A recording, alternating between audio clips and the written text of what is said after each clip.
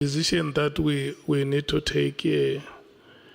I want to check with honorable members if we want Mr. Robert Paul O'Sullivan back here.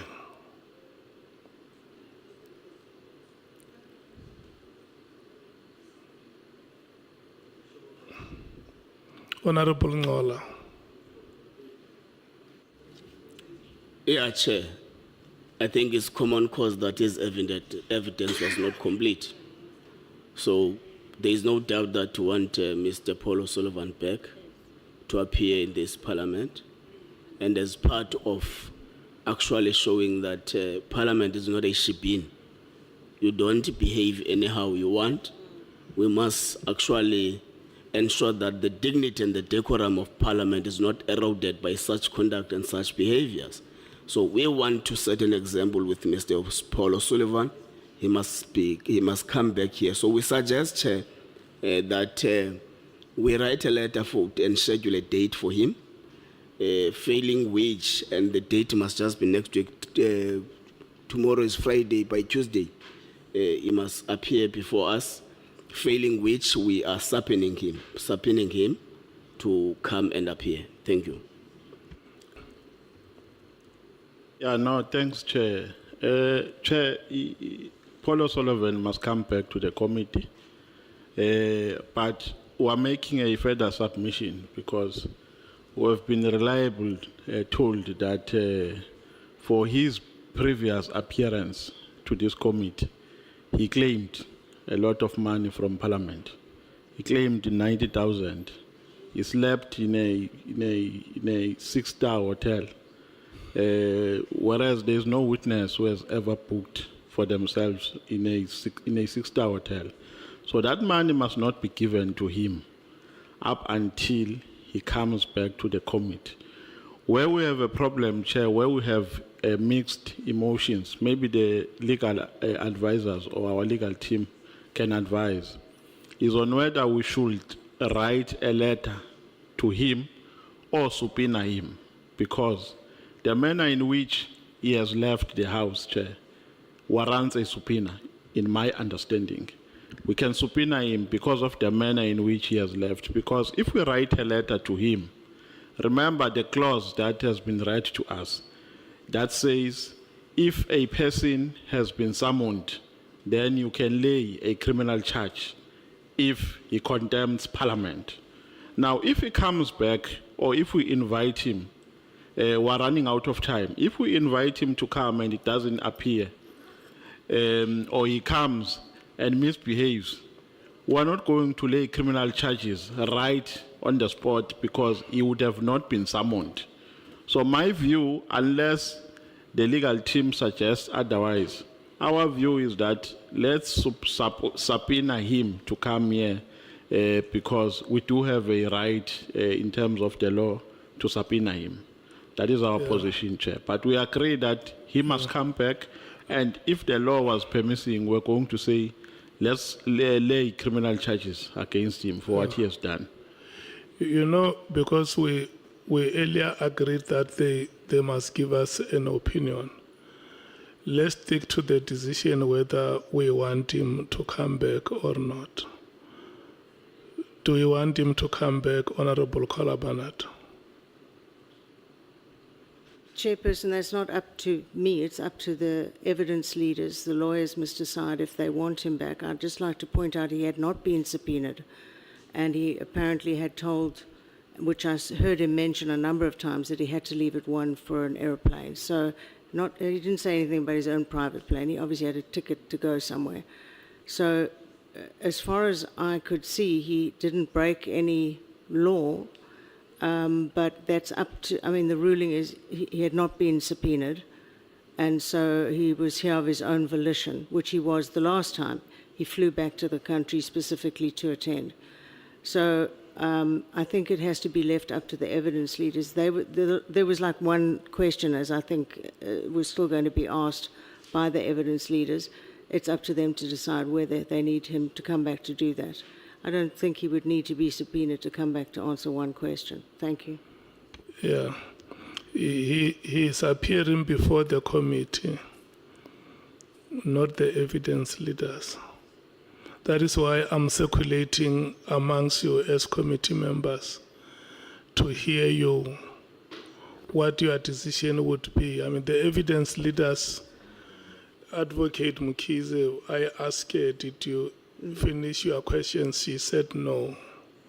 So- I thought so- the members so- had finished, yeah, which so is the- why I yeah. proposed that. Thank you. The witness had left before the evidence leaders could finish. Honorable Matthys.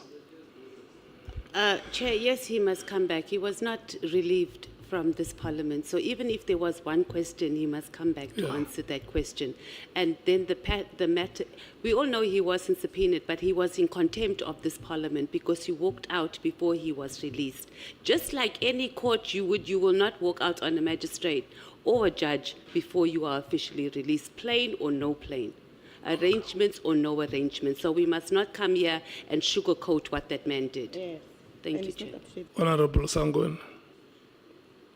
Yeah, thanks. Chair, I agree with the prevailing view in the House, and I also agree with your suggestion that we must get that legal opinion. But I do want to say that Mr. O'Sullivan has committed an offence is common cause. Because if you read the Powers, Privileges and Immunities Act, while it speaks about duly summons, the section speaks about witnesses. So he has committed an offense. He is liable to a sanction for that offense. Inviting him here is only merely, in my view, the first step towards deciding whether that sanction should be imposed on him. So I don't want it to come across by inviting him, we are downplaying the fact that he has committed an offense in this parliament and he has broken the law, which is the Powers, Privileges and Immunities Act. Thank you, Chair. Honorable Skosana. Thank you, Chair. I want to emphasize as well that, Paul O'Sullivan, the contempt of Parliament arises when a conduct of unlawful interferes with Parliament in the performance of its constitutional Moreover, functions. can The the Act provides device- us as well from that. The concept is therefore not limited to disorderly behavior in this chamber, which he has done. Failure to comply with summons in case he doesn't even want to do that. In fact, for me, we should not even invite him to come here. We must summon him. You support that he must come back. I'm supporting that because the powers and privileges we have to do that, Chair. He has to come and answer. If you remember, Honorable Malema, when he was still here, Mr. Paul O'Sullivan, he said we are going to have a bite even after that. So we didn't confirm, as Honorable Panat is saying, we didn't conclude that. And in fact, he must come and answer why he left this parliament. The integrity of this parliament has to be protected. This, what it costs today, it undermines and it will set a bad precedent in this country that we have somebody who've got 3 passports who can just leave us here as if we are fools. Thank you, Chair. Honorable Sols. Oh, Chair, we must send a very, very clear message that if you're in contempt of our duties or our processes, we will deal with you. We must also not be emotional. We must focus on procedure. And by him coming back shows that we are not emotional, we are about the work that we do. But we must be very, very strict on not allowing contempt. There is a sanction, of course, based on the Act, Section 13. But I want to say, Chair, if it is true what Honorable Nomvalo has said, that he has slept in 6-star hotel and it's 90,000 and he's claiming break from Parliament, if that is true, Parliament should not pay what he spent. Parliament should only pay what they've paid other witnesses or paid for other witnesses. So if another witness, Parliament spent 5,000 rand on another witness, they must only give him back 5,000. It's not our business that he spent 90,000. So we must be very clear about that, Chair, because otherwise we would have been treating him different than other witnesses. But I do agree that he should come back. Thank you, Chair. Okay. Honorable Vessels. Thank you, Chairperson. I agree that Mr. O'Sullivan's conduct was unacceptable, but I do want to caution us against coming across being petty. If it's a serious violation or transgression of the Act, then just having him come back is not enough. And if it's just to answer one or half of a question, that's a little petty for actually a serious offense. Chairperson, maybe we should consider getting the advice before we really consider what action we take, because maybe the sanction and implementing the sanction is better than just bringing him back. We shouldn't come across petty. Thank you, Chair. Honorable James. Thank you, Chair. I think he must definitely come back, but I'm a little bit concerned because we cannot possibly follow the same process as before and expect a different outcome. Mr. Paul O'Sullivan has shown us on several occasions who he is and what he's capable of. If we extend an invitation to him just by means of a letter, he comes here voluntarily, he acts up, bag full of tricks, and he walks out again, and we look like idiots. We need to have a different approach this time in terms of how we get him here, even if it means we drag him here, we subpoena him here, and we show him who is in charge here. Thank you, Chair.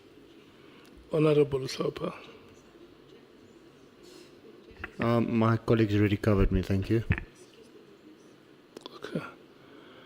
Honorable Sokanyela.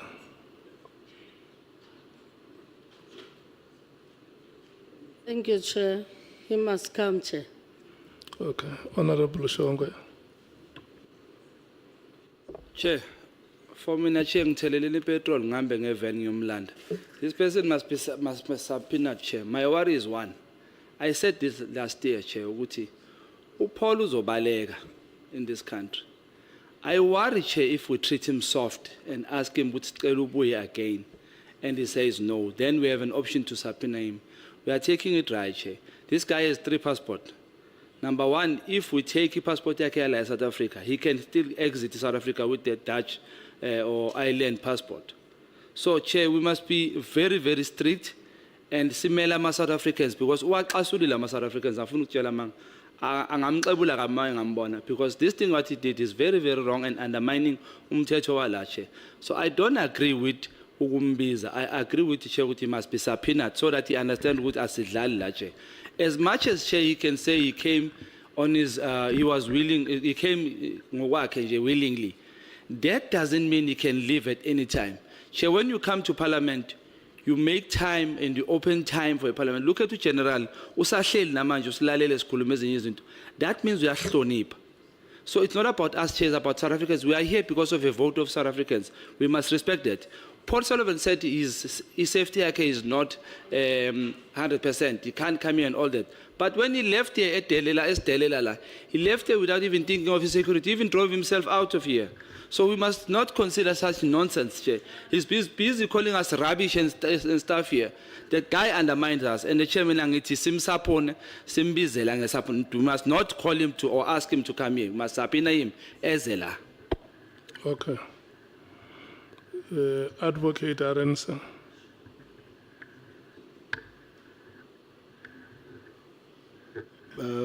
Honourable Chair, honourable members, what Mr. O'Sullivan did today is totally unacceptable.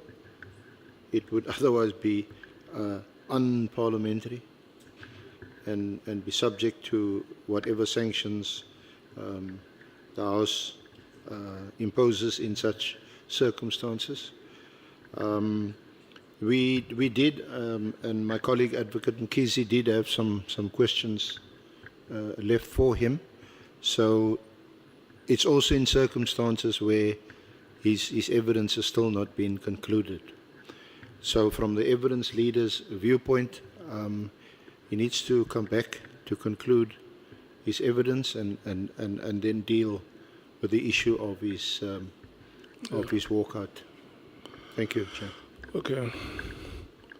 Honorable members, the unanimous agreement here is that Mr. Paul O'Sullivan must come back and appear before this committee. Um, I think when you were drafting the statement with him, Advocate Mkiza, he knew the questions the way they were lined up. And when you started asking those questions, he knew where you were going.